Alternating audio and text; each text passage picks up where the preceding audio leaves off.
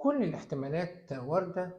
الفيديو اللي حضراتكم شايفينه ده لمليون ونص فلسطيني على الحدود بين مصر وغزة. إسرائيل أعلنت على لسان بنيامين نتنياهو رئيس الوزراء إن هي بتجهز لعملية اقتحام لمدينة رفح.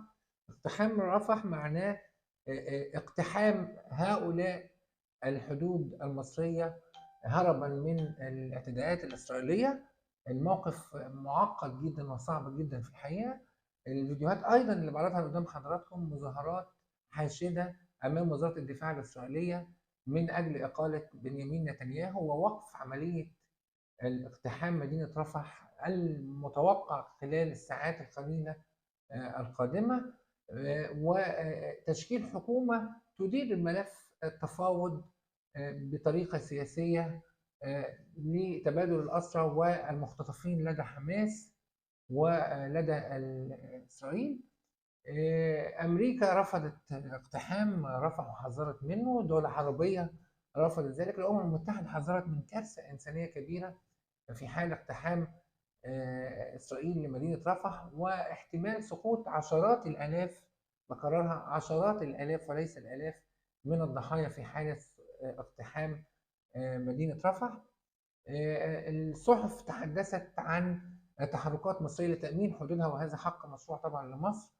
والصحف الإسرائيلية تحدثت عن أن مصر بتهدد بتعليق معاهدة السلام بين إسرائيل ومصر اللي وقعها الرئيس الراحل أنور السادات في حال تنفيذ هذه العملية. إسرائيل لديها مخطط، بقول كوني منذ وجدت إسرائيل، وهو سيناء كمطمع رئيسي لإسرائيل ومحاولة إجبار الفلسطينيين على النزوح في منطقة سيناء.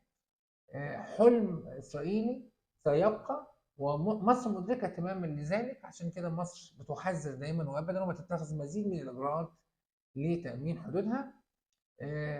وفي نفس التوقيت في الحقيقة الدولة عملت نهضة عمرانية ضخمة جدا في سيناء قضت على الإرهاب، مدت خطوط السكك الحديدية. يمكن أن نشرت وانفردت بنشر فيديو لقطار بيصل إلى منطقة بئر العبد وإن شاء الله قريبا يصل إلى العريش. مصر بتنفذ أكبر عملية تطوير في تاريخ ميناء العريش. إذا مصر تدرك أن الأمن القومي يتحقق بزراعة البشر في سيناء والتنمية في سيناء.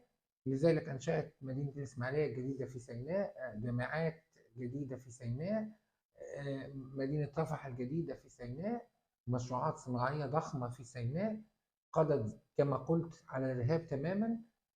زراعة البشر هي السلاح الأقوى لتحقيق الأمن القومي المصري. إسرائيل ما زالت أطماعها قائمة في سيناء.